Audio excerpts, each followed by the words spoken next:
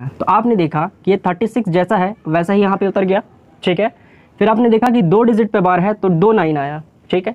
फिर आपने यहाँ क्या देखा आंसर कि ये 3 जैसा था वैसे ही आ जाएगा, और अगर 1 डिजिट पे बार है तो 1 9 आएगा। हेलो दोस्तों, कैसे हैं आप? स्वागत है आपका एजुकेशन अड्डा में। उम्मीद करता हूँ आप सभी अच्छे होंगे। लास्ट वीडियो में हम लोगों ने टर्मिनेटिंग फॉर्म पढ़ा था कि किसी भी डेसिमल को टर्मिनेटिंग फॉर्म में कैसे लिख सकते हैं, या उसे बिना डिवाइड किए हुए उसे हम लोग कैसे कह सकते हैं कि वो टर्मिनेटिंग है। अगर हिंदी में बात करें तो हिंदी में उसे हम लोग क्या कहते थे? शांत दशमल कहते थे। लेकिन आज हम लोग क्या पढ़ेंगे? रिपीटिंग पढ़ेंगे, यानी आसान दशमलव किसे कहते हैं। हिंदी में कहें तो आसान दशमलव।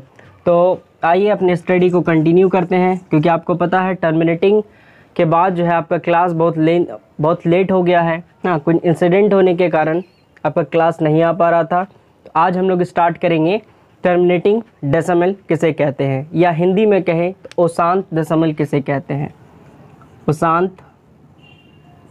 अशांत दशमल किसे कहते हैं, ठीक है। हिंदी इंग्लिश में ज़्यादा फ़र्क नहीं होता है, सिर्फ लिखने में। जैसे हमने कहा टर्मिनेटिंग जो लैंग्वेज है उसमें थोड़ा चेंजेस होता है, बाकी आपका न्यूमेरिकल्स में कोई चेंजेस होने वाला नहीं है। हिंदी में एक्स को आपको एक्स ही लिखना है हिंदी में भी, और एक्स को इंग्लिश में भी आपको क्या लिखना है? एक्स ही लिखना है। 9x की वैल्यू क्या लिखना है? हिंदी में भी 9x ही लिखना है ना, और इंग्लिश में भी 9x लिखना है। जो कुछ वर्ड्स होते हैं वो इंग्लिश हिंदी में चेंजेस होते हैं, बाकी न्यूमेरिकल्स वैल्यू में आपको कोई दिक्कत नहीं आने वाली। बाकी हिंदी इंग्लिश दोनों इक्वल होने वाला है। तो चलिए आज हम लोग अपने क्लास को स्टार्ट करते हैं, और हम लोग पढ़ेंगे आज रिपीटिंग नंबर पढ़ेंगे। क्या पढ़ेंगे? रिपीटिंग।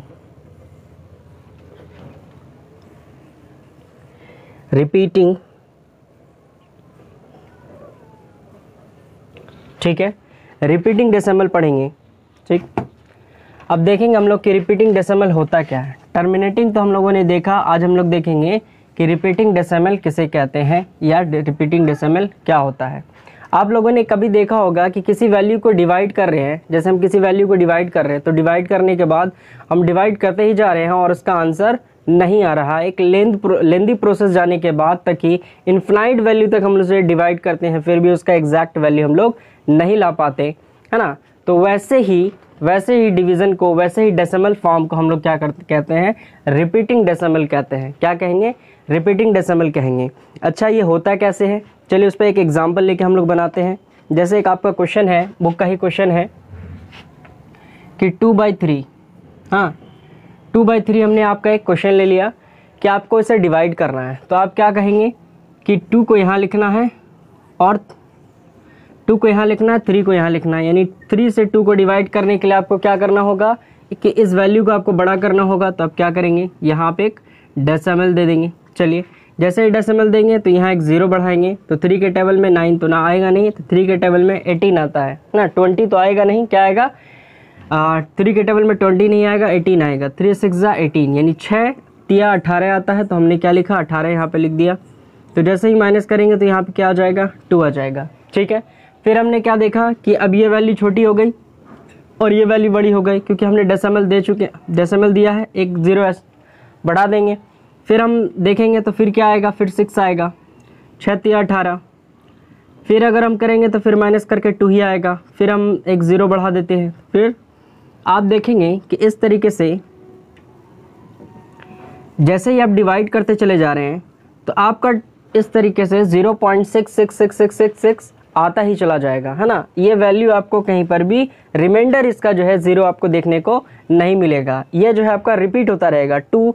0.666 ये आपका रिपीट होता रहेगा, और रिमाइंडर आपको कहीं पर भी 0 नहीं मिलेगा। जब ऐसी वैल्यू आपको मिलती है, जब एक ऐसा नंबर मिलता है जिसको आप डिवाइड करते हैं, डिवाइड करने के पास एक एक्चुअल वैल्यू नहीं आता है, उसका रिमाइंडर 0 नहीं आता है, तब वैसे नंबर को हम लोग कहते हैं कि ये कैसा है? रिपीटिंग फॉर्म में है। ये कैसा डेसिमल है? रिपीटिंग डेसिमल है, या अशांत दशमलव प्रशांत में है। क्लियर है? तो इसे और हम लोग शॉर्ट में लिखने के लिए क्या करते हैं? इसे हम लोग लिखेंगे 0.6 पर इस तरीके से बार, ठीक है। अगर कोई नंबर रिपीट है, अगर कोई नंबर बार बार रिपीट हो रहा है, तो हम क्या करेंगे? उस पर जैसे ही बार दे देंगे, तो इसका मतलब है कि ये नंबर को बार जैसे ही हटाएंगे कि ये नंबर जो है रिपीट होता चला जाएगा, है ना। तो किसी भी रिपीटेशन फॉर्म को शॉर्ट करने के लिए हम बार का यूज़ करते हैं। अगर 6 पे बार है तो हमें ये समझना है कि 6 पे बार होने का मतलब है कि ये 6 जो है बार बार रिपीट हो रहा है। इसी रिपीटेशन को रोकने के लिए हमने क्या चढ़ाया, बार चढ़ाया। क्लियर है?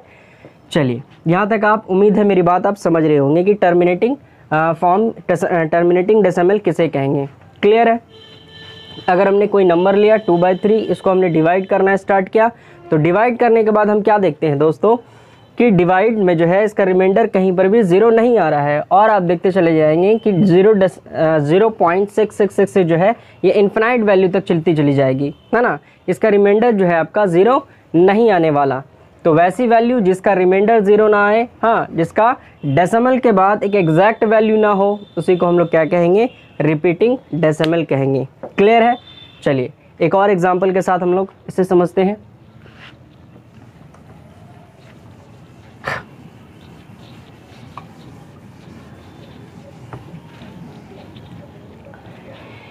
एक और एग्जांपल ले लें हम लोग। एक एग्जांपल है आपका 3/11। 3/11 हमने लिखा 3/11। तो आप क्या देखेंगे कि 11 को यहाँ लिखेंगे और 3 से यहाँ डिवाइड करना, 3 को डिवाइड करना है।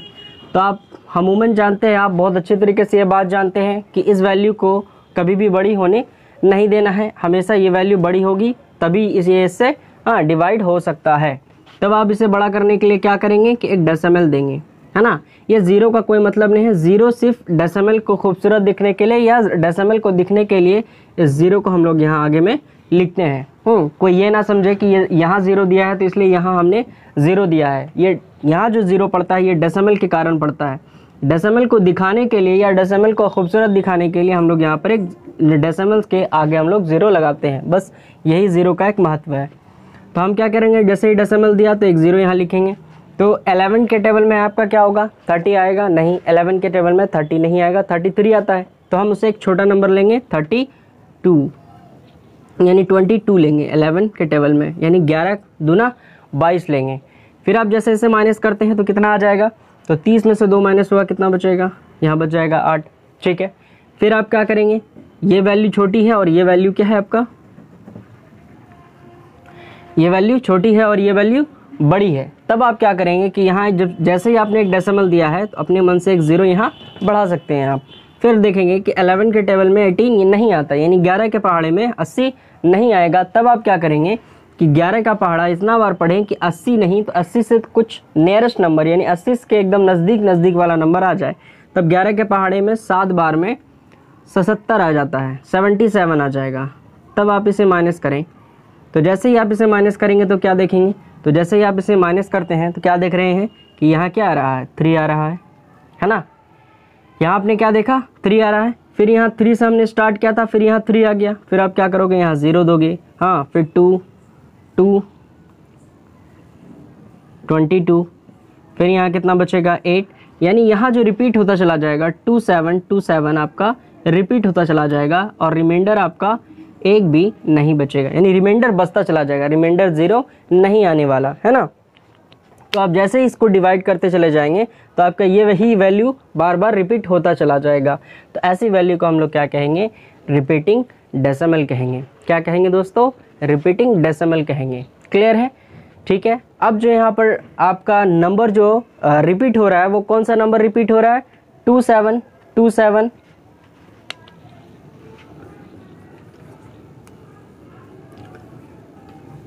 इस तरीके से नंबर आपका क्या हो रहा है, रिपीट हो रहा है। जब आप इसे बार में लिखने की बारी आएगी तब आप इसे क्या लिखेंगे, बार में लिखने के लिए आप 27 पे आपको क्या करना है, इस तरीके से बार चढ़ाना है। तो आप जैसे ही देखेंगे 0.27 पे बार है तो आपको देखते ही समझ जाना है कि जैसे ही 27 पे बार है इसका मतलब है ये जैसे ही बार हटेगा, है ना, 27 जो है इन्फिनाइट वैल्यू तक रिपीट होती रहेगी। क्लियर है? आई होप मेरी बात आप समझ रहे होंगे, है ना। चलिए अब इस पे क्या होता है, क्वेश्चन बनता है। अब आपसे इसमें क्वेश्चन बनता है कि एक रिपीटिंग नंबर होता है, रिपीटिंग नंबर से आपसे कहा जाता है कि आप इसे रेशनल नंबर में लिखें, है ना। आप इसे परिमेय करें, P/Q के फॉर्म में लिखें, है ना। तो कोई आपको रिपीटिंग नंबर होगा, रिपीटिंग डेसिमल होगा, उस रिपीटिंग डेसिमल के डेसिमल को कहेगा कि आप जो है इसे p/q के फॉर्म में लिखें, ठीक है, परिमेय संख्या में बदलें, है ना, या इंग्लिश में कहें तो रेशनल नंबर में इसे आपको चेंज करने के लिए कहता है, ठीक है। अब इस पर एक क्वेश्चन बनता है, तो चलिए इसी क्वेश्चन को हम लोग, अगर आप यहाँ तक मेरी बात समझ रहे होंगे तब आगे हम लोग इसी पे क्वेश्चन लेते हैं और उस कॉन्सेप्ट को भी सीखते हुए आगे चलते हैं। समझ रहे हैं आप मेरी बात? चलिए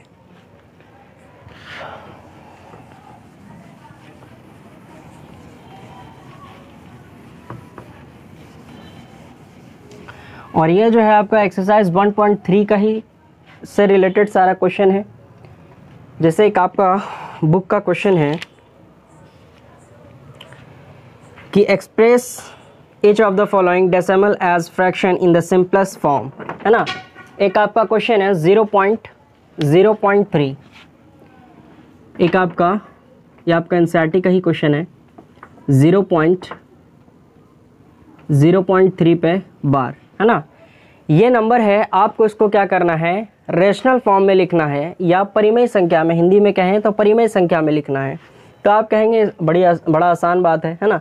आप क्या करते थे कि जैसे 4.2 लिखा है तो इसे कहा जाता था हमें कि आप इसे परिमेय फॉर्म में, परिमेय संख्या में लिखें, रेशनल नंबर में लिखें। तो आप क्या करते थे कि पॉइंट को हटा देते थे, पॉइंट को यहाँ से हटाते थे और यहाँ पे 10 लिखते थे और ये क्या होता था, p/q के फॉर्म में आ जाता था, है ना। ये बड़ा ही आसान तरीका था।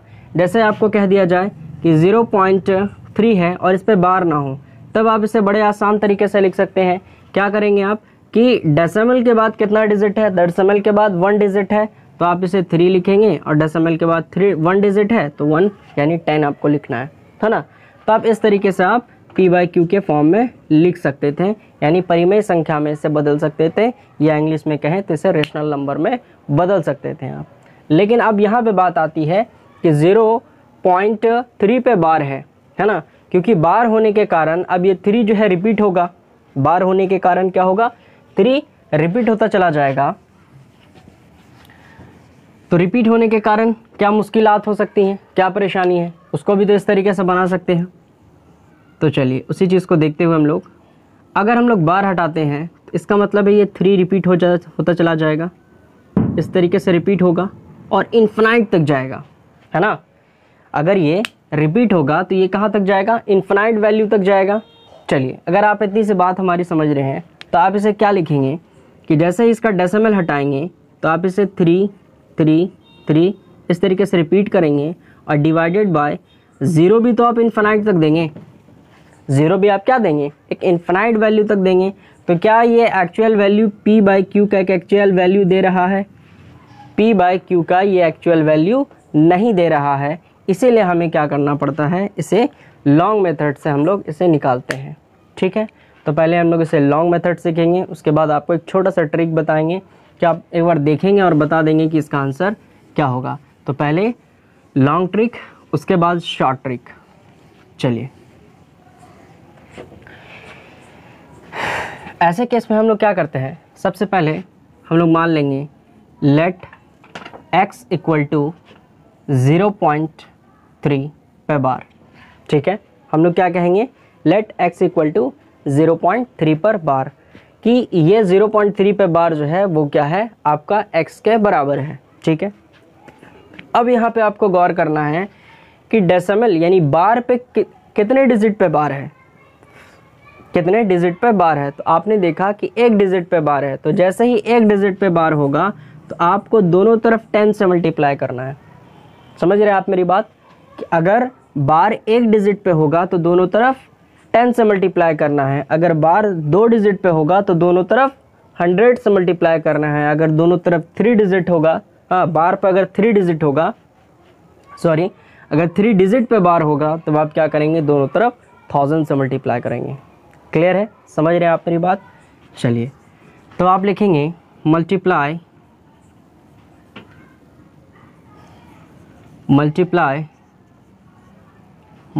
बोथ साइड बाय 10, है ना। आपको क्या करना है, 10 से दोनों तरफ मल्टीप्लाई करना है, लेफ्ट साइड भी राइट साइड भी। तो आपने 10 से लेफ्ट साइड मल्टीप्लाई किया तो 10 इंटू एक्स करेंगे ना, क्लियर है। चलिए, तो राइट साइड भी आपको करना है, तो आप क्या करेंगे 0 पॉइंट, अच्छा उससे पहले आप क्या करें कि आप इसे इस तरीके से लिख दें कि x इक्वल टू आप ऐसा लिख सकते हैं 0.333, इस तरीके से आप लिख सकते हैं, ठीक है। तो आप यहाँ मल्टीप्लाई करें, यहाँ मल्टीप्लाई ना करें, तो आप इसे लिख सकते हैं 3.333, इस तरीके से जा रहा है। और इसको आपको किससे मल्टीप्लाई करना है, 10 से मल्टीप्लाई करना है। समझ रहे हैं आप मेरी बात। सबसे पहले क्या करना है, इस वैल्यू को आपको x मान लेना है। आप इस वैल्यू को क्या लिख सकते हैं, बार हटाने के बाद ऐसा फॉर्म में लिख सकते हैं 0.3 जो है रिपीट होता चला जाएगा। अगर आप बार जो है एक डिजिट पे है तो दोनों तरफ क्या करना है, 10 से मल्टीप्लाई करना है, यानी x की तरफ भी 10 से मल्टीप्लाई और इस वैल्यू में भी 10 से मल्टीप्लाई, ठीक है। यहाँ तक आप मेरी बात समझ रहे हैं। चलिए, तो आपने जैसे ही यहाँ मल्टीप्लाई किया तो आपने क्या देखा कि ये हो गया 10x, है ना। जैसे ही आपने इससे मल्टीप्लाई किया ये तो 10x हो गया, और आपने यहाँ जैसे ही मल्टीप्लाई किया 0 डेसिमल वाले नंबर से, तो आप क्या देखेंगे कि अगर आप 1 डिजिट यानी कि 10 से मल्टीप्लाई कर रहे हैं किसी डेसिमल वाले नंबर को, तो 10 से जैसे ही मल्टीप्लाई करेंगे तो एक डिजिट जो है डेसिमल से आगे जंप कर जाता है, ये हो जाएगा आपका 3.333, ठीक है। समझ रहे हैं आप मेरी बात। अगर आप यहाँ तक ये बात मेरी अगर नहीं समझ पा रहे हैं तो आप ये देखें कि अगर कोई नंबर है 0.57 है, इसको हमने 10 से मल्टीप्लाई किया, तो जैसे ही 10 से मल्टीप्लाई करेंगे ना, जैसे हम लोग 10 से मल्टीप्लाई करेंगे तो एक डिजिट यानी आगे वाले यानी डेसिमल के बगल में जो पहला डिजिट है वो जो है आपका आगे जंप कर जाएगा, डेसिमल के आगे जंप कर जाएगा। अब ये हो जाएगा 5.7 हो जाएगा, ठीक है। ये क्या हो जाएगा 5.7 हो जाएगा। लेकिन जैसे ही हम लोग 100 से मल्टीप्लाई करेंगे तब डेसिमल के बाद कितना 2 डिजिट जो है डेसिमल के आगे जो है 2 डिजिट जंप कर जाएगा, यानी 5 और 7 दोनों डेसिमल के आगे जंप कर जाएगा, यानी अब जो हो जाएगा आपका 57 पॉइंट, ये हो जाएगा। क्लियर है। तो वही चीज़ को हम लोगों ने, इसी कॉन्सेप्ट को हम लोगों ने यहाँ यूज़ किया है, ठीक है, कि 10 से मल्टीप्लाई किया तो डेसिमल के आगे एक डिजिट जंप कर जाएगा। क्लियर है, समझ रहे हैं आप मेरी बात। चलिए, अगर आप इतनी सी मेरी बात समझ पा रहे हैं तो एक छोटा सा लॉजिक है यहाँ पर, ये भी समझ लें कि 10x, क्या आप इसे ऐसा लिख सकते हैं 3.0.333, आप ऐसा लिख सकते हैं, ठीक है। अब आप बोलेंगे कि ऐसा हम कैसे लिख सकते हैं, क्यों लिखें, हाँ, क्या इसके वैल्यू पे फ़र्क नहीं पड़ेगा। तो चलिए इसको भी हम लोग यहाँ पे साइड में समझ लेते हैं कि ये क्या कह रहा है, कि ये क्या है, नॉन डेसिमल, यानी कि इसमें कोई डेसिमल नहीं है ना, ये होल नंबर है, ये पूरा नंबर है।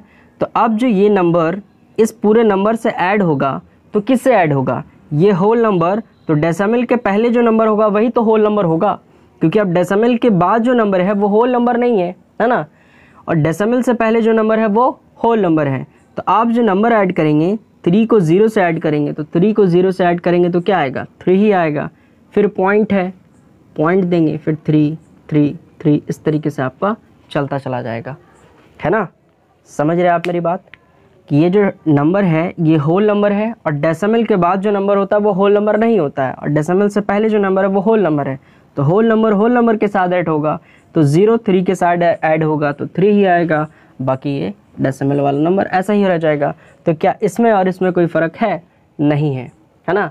इन दोनों में, इनमें और इनमें कोई फ़र्क नहीं है, हाँ, सिर्फ हमने लिखने का तरीका चेंज कर दिया। चलिए आप पहले इसे एक बार देख लें, हाँ, तब ऊपर से मिटाते हैं।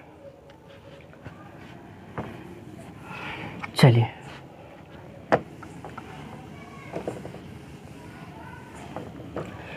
तब आप क्या करें, यहाँ पर से क्या देखें कि ये वैल्यू जो है, इस वैल्यू को आपने क्या माना, x माना है ना, इस पर ही 0.3333, इस पूरी वैल्यू को आपने क्या माना है, x माना है। तो क्या आप इस इस जगह पर x को रख सकते हैं, क्योंकि लेफ्ट x के जगह पर x जो है इस वैल्यू के बराबर है, तो ये भी वैल्यू तो x के बराबर होगा। इसका मतलब इस जगह पर, है ना, इस जगह पे हम लोग क्या रख सकते हैं, x को रख सकते हैं, है ना। ये आपका 10x हो गया, क्योंकि 3 यहाँ है तो 3 रहने ही देंगे, प्लस और इसको हमने क्या माना है, इस पूरी वैल्यू को हमने क्या माना है, x माना है, तो यहाँ पे हम लोग x का यूज़ करेंगे। चलिए, तो x को लेफ़्ट से राइट भेज देंगे, तो ये हो जाएगा 9x, ये हो जाएगा आपका 3।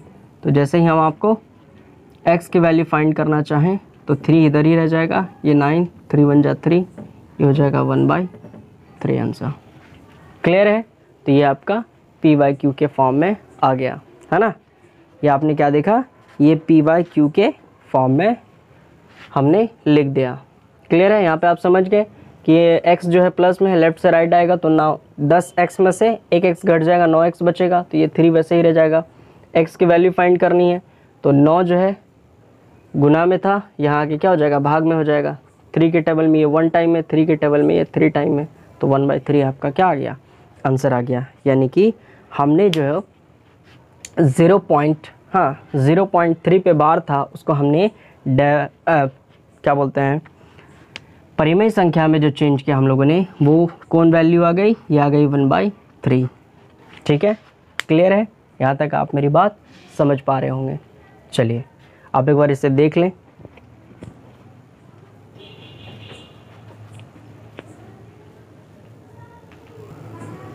चलिए, अब हम लोग क्वेश्चन नंबर 2 लेते हैं। 2 जो है कुछ डिफरेंट क्वेश्चन लेते हैं इस बार। क्वेश्चन है आपका, क्वेश्चन है 0.36 पर आपका क्या है, बार है। 0.36 पे बार है। चलिए, एक बार आप बनाने की कोशिश करिए। उम्मीद करता हूँ आपसे क्वेश्चन ये बन गया होगा, है ना। तो चलिए देखते हैं। सबसे पहले इसको भी क्या करेंगे हम लोगों ने, x मान लेना है। तो 0.36 पे बार, तो आप इसे क्या लिख सकते हैं, x इक्वल टू 0.363636 इस तरीके से रिपीट होता चला जाएगा। तो हमने कहा था कि जब बार जो है 2 डिजिट के ऊपर होगा तो आपको 100 से मल्टीप्लाई करना है, अगर बार 1 डिजिट पे होगा तो 10 से मल्टीप्लाई करना है। तब आपको लिखना है मल्टीप्लाइंग बोथ साइड बाय 100। तब आप क्या देखेंगे कि यहाँ हो जाएगा 100x और यहाँ क्या हो जाएगा 0.363636 इस तरीके से चलता चलेगा और 100 से आप मल्टीप्लाई कर देते हैं। फिर आप क्या देखते हैं कि 100x, फिर आप यहाँ हमने कहा था कि अगर 10 से मल्टीप्लाई होगा तो 1 डिजिट जंप करेगा, अगर हमने 100 से मल्टीप्लाई किया है तो 2 डिजिट जो है जंप कर जाएगा, यानी 36 इधर हो जाएगा और पॉइंट जो है फिर यहाँ से रिपीट होता चला जाएगा। तो 36 ये 2 डिजिट जंप कर जाएगा, फिर यहाँ से रिपीट होता चला जाएगा। ठीक है ना। तो 36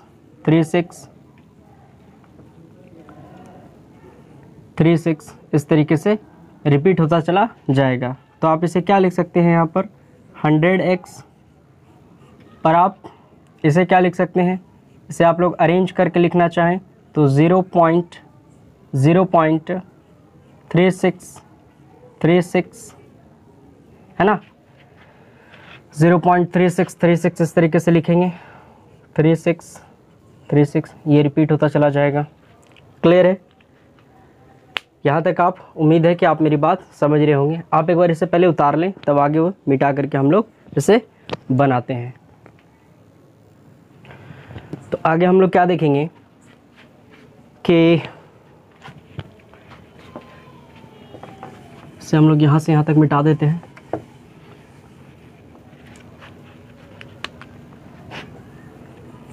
तो हम लोग क्या देखेंगे कि ये 100x तो है ही। अब इस चीज़ को हमने क्या माना था, इस चीज़ को हम लोगों ने x माना था, तो यहाँ 30x वैसे ही रह जाएगा और इस जगह पे हमको क्या लिखना है, x लिखना है, ठीक है। तब आप क्या देखेंगे कि ये 100x होगा, ये लेफ़्ट से राइट आ जाएगा, ये 9x हो जाएगा और ये हो जाएगा 36। फिर आप क्या देखते हैं यहाँ पर कि हो जाएगा 99, है ना। 100 में से 1x, 100x में से 1x घट जाएगा तो 99x बच जाएगा यहाँ पर और ये हो जाएगा आपका 36, ठीक है। फिर आप क्या देखते हैं यहाँ पर कि x की वैल्यू अगर आपको फाइंड करना हो तो 36/99 आ जाएगा आंसर, है ना। अगर ये स्मॉलेस्ट फॉर्म में जाएगा तो स्मॉलेस्ट फॉर्म में से हम लोग लेके जाएंगे, ठीक है। और ये स्मॉलेस्ट फॉर्म में जाएगा ही, 3 के टेबल से ये कटेगा और ये स्मॉलेस्ट फॉर्म में ही चला जाएगा, ठीक है। अगर आप ये मेरी बात समझ रहे हैं तो हमने कहा था कि आपको शॉर्ट ट्रिक भी बताएंगे, कि उम्मीद करता हूँ यहाँ तक आप मेरी बात समझ गए होंगे, ठीक है। अगर यहाँ तक मेरी बात समझ गए होंगे तो मैं आपको एक ट्रिक बताता हूँ कि कोई सा भी नंबर हो, बार वाला नंबर, और आपको एक बार देख के बताना है, या आपका मल्टीपल चॉइस में वो क्वेश्चन आ जाए, ऑब्जेक्टिव क्वेश्चन में आ जाए, तो इतना लेंदी तो आपको करना नहीं है, एक बार देखना और आंसर लेके आना है। तब आप क्या करेंगे कि पहला आपने देखा 36/99 आया, चलिए इसको मैं मिटा देता हूँ। और इससे पहले जो आपने रिज़ल्ट देखा वो क्या देखा था, इससे पहले वाला जो रिज़ल्ट था ये आया 36/99 और इससे पहले वाला रिज़ल्ट था 3/9, यानी इसका जो क्वेश्चन है ये है आपका 0.36 पे बार और 0.3 पे जो बार था उसका आंसर था 3/9। फिर हमने इसको शॉर्ट फॉर्म में करके स्मॉलेस्ट फॉर्म में करके 1/3 लाया। तो ऑब्जेक्टिव कैसे बनता है, शॉर्ट फॉर्म कैसे बनता है, तो आपने देखा कि ये 36 जैसा है वैसा ही यहाँ पे उतर गया, ठीक है। फिर आपने देखा कि 2 डिजिट पे बार है तो 2 9 आया, ठीक है। फिर आपने यहाँ क्या देखा आंसर कि ये 3 जैसा था वैसे ही आ जाएगा, और अगर 1 डिजिट पे बार है तो 1 9 आएगा। सपोज़ करें आप कि आपको क्वेश्चन है 0.473 पे बार, ठीक है। तो आप इसे एक बार में आंसर लिखेंगे, क्या लिखेंगे सर, यहाँ पे लिखेंगे 473 वैसे ही लिखेंगे, और कितने डिजिट पे बार है, 3 डिजिट पे बार है तो 3 टाइम आपको 9 लिख देना है। क्लियर है, समझ रहे हैं आप मेरी बात, कि अगर 0.47 पे बार है, हाँ, तो 47 को वैसे ही लिखेंगे, 47 को वैसे ही लिखेंगे, और कितने डिजिट पे बार है तो 2 डिजिट पे बार है तो हम यहाँ पर 99 लिखेंगे। क्लियर है। ये ट्रिक किस पर काम करेगा, जब डेसिमल से पहले कोई नंबर नहीं होगा या डेसिमल के बाद पूरे डिजिट पे बार होगा। मान लीजिए, सपोज कर लीजिए आपका क्वेश्चन इस तरीके से हो कि 1.47 इस पे बार हो, तब इसके लिए अलग ट्रिक है, ठीक है। वो मेथड जो है, वो ट्रिक जो है आप इस पे अप्लाई ना करें। या आपका 0.476 और इस 2 डिजिट पे बार है, 4 पे बार नहीं है, तब भी क्या करना है आपको, ये रूल आपको अप्लाई नहीं करना है। ये जो रूल अप्लाई होगा वो सिर्फ 0.3 यानी पॉइंट के बाद पूरे डिजिट पे, यानी पूरे डिजिट पे क्या होना चाहिए, बार होना चाहिए। ज़रूरी नहीं है कि एक ही डिजिट हो, ज़रूरी नहीं है कि 2 डिजिट हो, हाँ 5 डिजिट भी होगा तो 0 के बाद जो है, डेसिमल के बाद पूरे डिजिट पे क्या होना चाहिए, बार होना चाहिए। जब डेसिमल के बाद पूरे डिजिट पे बार होगा तो आपको कुछ नहीं करना है, तो ऊपर जितनी वैल्यू होगी उसको लिखना है, नीचे जितना डिजिट पे बार होगा उतना टाइम आपको 9 लिखना है। क्लियर है। आई होप ये सारा method, long method, short method, हाँ ये ट्रिक, ये आपको अच्छे तरीके से समझ में आया होगा। जो हमारे चैनल पर नए हैं सब्सक्राइब करें, भाई को ढेर सारा प्यार दें, हाँ। और आपको जो परेशानियाँ आती हैं, हाँ, मैं अपना नंबर, व्हाट्सअप नंबर आप मैं डिस्क्रिप्शन में दे दूँगा, आप मुझे कॉल कर सकते हैं, कॉल करके हमसे पूछ सकते हैं। थैंक यू दोस्तों।